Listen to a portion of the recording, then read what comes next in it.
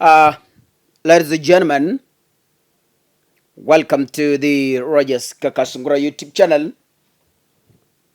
And I have decided in the past 2 days to put politics aside and soberly engage Kenya Kwanza and Azimio. I don't care where you are affiliated to politically, but then I have decided to raise a few concerns. When you see the Kenya Kwanza is propelling rumors and innuendos, when you see Kenya Kwanza misguiding the public as a citizen of this honorable country, you know something is wrong. When you see everyone in Kenya Kwanza is speaking what he knows, David Ndii is speaking of borrowing to pay salaries in the morning. At 11 a.m., William Ruto is talking of not borrowing to pay salaries. Then absolutely you know there is a big problem in this government. The channels of communication are confused. They do not have a strategy in communication. Every politician or every leader in Azimio speaks what he knows. It doesn't speak what they have sat and agreed. Rigathi, on the other hand, is saying we have not paid salaries because Uhuru Kenyatta looted. William Ruto is saying we are not going to borrow to pay salaries. David Ndii on a national television is telling Kenyans we are going to borrow 200 million so that we pay salaries. A Kenyan who is critically thinking, you will understand there is absolutely something wrong. There is a miss in this Kenya Kwanza government. Ladies and gentlemen, in the little time I have grown in politics, I have never seen a confused government as Kenya Kwanza. This lady called Kimami Ichungwa, who I'm waiting to see some beats, has been bragging in the public domain how he is set to face off the Azimio team in the bipartisan talks. Not once, not twice, not thrice, several times.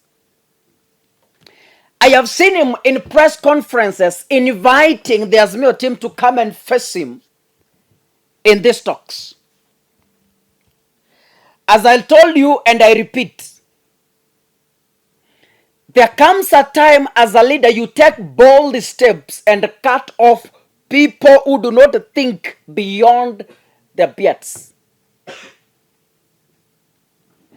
There comes a time as a leader you decide to cut off some unuseful elements for you to get an objective discussion that you want, that is helpful. So today,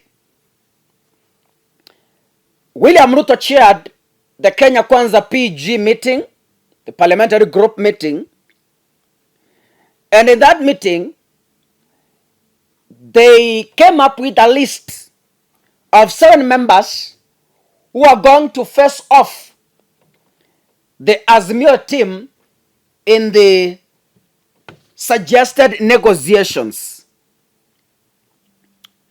I was waiting very hard to see Kimami Ichungwa being number 1 in leading these talks. Why? He has been endorsing himself. He has been voting for himself as a competent negotiator in those talks. He has been painting himself as a professional arguer, if such a term exists in English, I have derived that word from the term argument, arguwa. And I request those who wrote Oxford Dictionary to include that term if it's indeed missing from the dictionary. He has been bragging and amekuwa akijibeba kama mtu ambaye ako overqualified to lead the negotiations. It is sad that William Ruto knows who Kimani Ichungwa is and whose dog he is. And I told you, these are some of the signs and symptoms that shows you how Rigathi Gachagua and his team is being cut off from these negotiations. Kimani Ichungwa is Rigathi's mouthpiece. That is a fact you cannot erase. When Rigathi wants to speak, he sends Kimani Ichungwa. Right? So our watu, Kimani has been a horn speaker of Rigathi Gachagua. And William Ruto knows that. And he could not allow him to step near these talks. Because Ruto anajua Ichungwa belongs to who. That is why he could not be allowed to step near the talks. As a political commentator, when I was analyzing this list that has been given out by the Kenya Kwanza Parliamentary Group,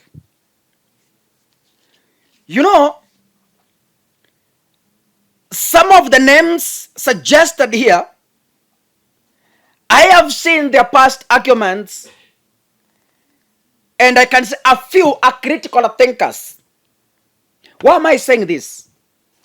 For example, let me address Boni Halwale in particular. Boni Halwale, when William Ruto toured Western, Boni Halwale stood fearlessly and told President William Ruto by face, and he told him, President, please, you are seeking to privatize some parastatus, but kampuni zetu za sukari uzione view sasa. Alimwambia in broad daylight. A man who knows his rights, a man who does not babysit, a man who does not fear anyone. He told the president, please, as you privatize some parastatus, sahau our sugar companies. Forget about them. Don't touch. Na akatoka. Akaenda kwa mazishi ya huyu MCA mwenye alidungwa kisu. So in this list, I can see number 1, Boni Halwale, the Kakamega senator. Number 2, I see George Murugara, the Tharaka Nithi member of parliament. Number 3, I can see Esther Okenyuri, a nominated senator. The people who have been selected here are little known in the public domain.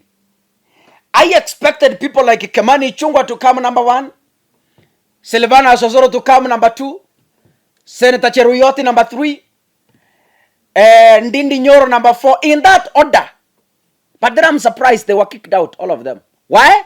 They are dogs known to be affiliated to an incompetent number 2 politician. It's known. It's in public. Now, number 4, I see Mwangi Mutuse. Mwangi Mutuse is the Kibwezi West member of parliament. I can see Lydia Haika. Lydia Haika is the women rep Taita. Hilary Sigei. By the way, Hilary Sigei is the Bomet senator. We have Aden Kainan. Aden Kainan, for your information, is a Jubilee member of parliament. He has been in Jubilee. So in short, I can brand him as an Azimio person. So huyu wa namba 7 huyu, Aden Kainan, huyu ni mtu ya Azimio huyu. So what do I say? When you look at this list, it's a list of non-vocal members of parliament who have been playing their cards below the stage. Yaani wale wametulia na kuona vile mambo inaenda.